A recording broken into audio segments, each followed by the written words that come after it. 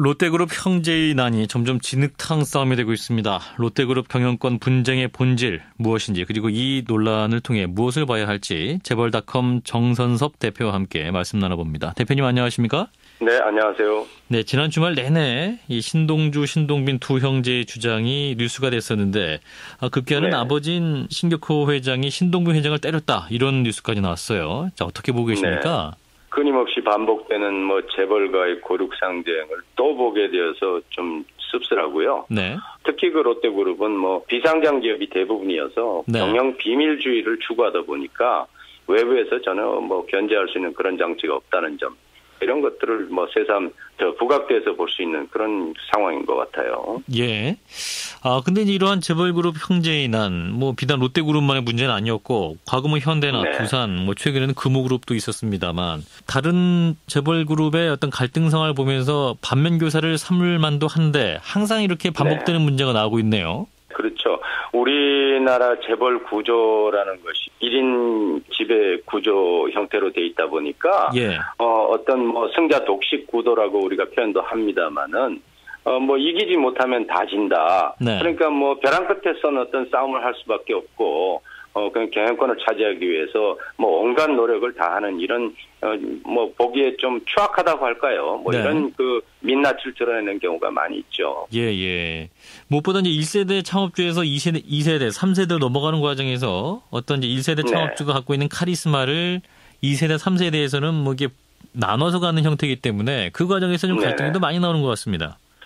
그렇죠. 우리나라 창업주들은 대부분이 굉장히 그 주권이라든가 이런 것들을 인정하죠, 실질적으로. 네. 그런데 그 권한이 2세로 넘어갈 때 특히 이런 분쟁이 치열하게 벌어지는 경우가 많이 있었고요. 예. 반면에 이제 3세나 4세로 경영권이 넘어갈 때는 조금 이제 느슨한 어떤 지분 구조가 되기 때문에 좀 덜합니다만은 이제 롯데그룹의 경우에는 이제 창업 세대에서 넘어가는 과정이다 보니까 아마 이 분쟁의 강도가 우리가 그동안에 봐왔던 그런 것보다 조금 심하지 않겠나 이렇게 봅니다. 예. 그리고 이번 경영권 다툼 과정에서도 가장 불거지고 있는 문제가 이 기업 정체성의 문제인데요. 자, 롯데그룹이 우리 기업이냐 아니면 일본 기업이냐 이 논쟁도 좀 다시 나오고 있는 어떻게 봐야 될까요? 우리가 지배 구조를 보면 말이죠. 예. 일본에 있는 일본 롯데홀딩스가 한국 롯데를 지배하고 있고 한국 롯데가 국내 계열사를 지배하는 이런 형태가 돼 있어요. 네. 이렇게 보면은 표현이 어떨지는 모르겠습니다만은 주인은 일본 기업이고 또 돈을 버는 곳, 일하는 곳은 한국 기업이다. 이런 좀 정체성이 좀 모호한 그런 부분도 없지는 않습니다. 예, 그렇군요. 사실상 뿌리가 일본 기업으로 볼 수 있다라는 말씀인데, 자 그럼에도 불구하고 이제 롯데그룹은 우리 경제라든지 재계에서 굉장히 높기 때문에 영향이 크다고 볼 수밖에 없지 않을까요? 어떻게 보십니까? 그렇죠. 한국 롯데의 경우에 작년 말 기준으로 해서 보면 자산이 93조 원에 이르고요. 세계 랭킹 5위, 우리가 잘 알고 있듯이 5대 재벌 중에 한 곳이고요. 또 매출은 70조가 넘습니다. 그리고 직원 수는 10만 명에 이르니까 롯데그룹에 문제가 있으면 한국 경제에도 큰 영향을 미치는 그런 상황이 돼 있죠, 현재는. 예. 그러니까 이 문제가 어떤 재벌 가족들 내부의 문제뿐만 아니라 이제 한국 경제에 미치는 후유증도 굉장히 클 것 같은데 어떤 영향이 있을 거라 보세요? 실제로 과거에 재벌 형제난이 있었던 것을 한번 보면 말이죠.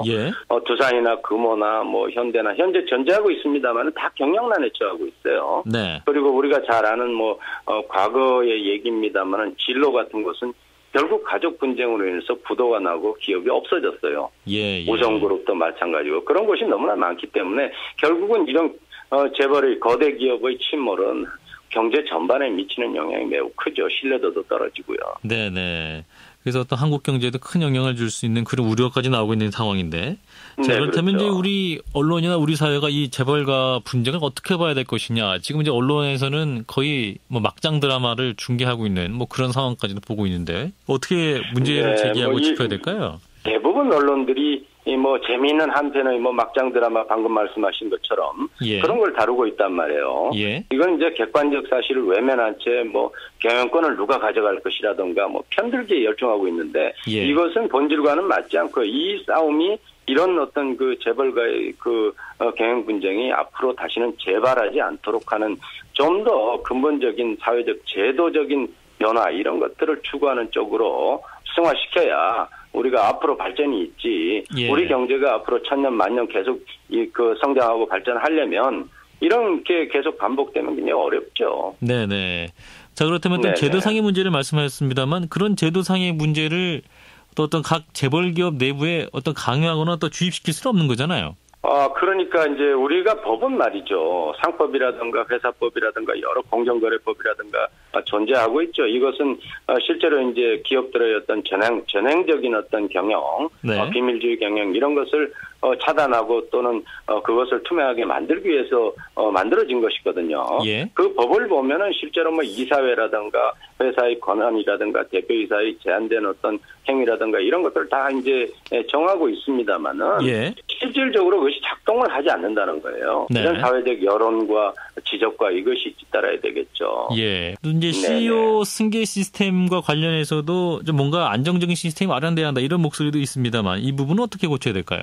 이제 밖에서 탈 수 있는 방법이라는 것은 이제 주주권을 보다 더 현재보다는 강화시켜 주는 것인데요. 예. 예를 들면 소액 주주라고 할지라도 선정된 어떤 후계자에 대해서 이의를 제기할 수 있는 루트를 만들어야 되고, 예. 그것이 실질적으로 여론도 좀 지지를 해주고 해야 되는데, 경영권 방어라는 이름하에 지나치게 총수나 지배주주에게 옹호하고 그것을 보존해주는 그런 쪽에만 치중돼 있거든요. 예.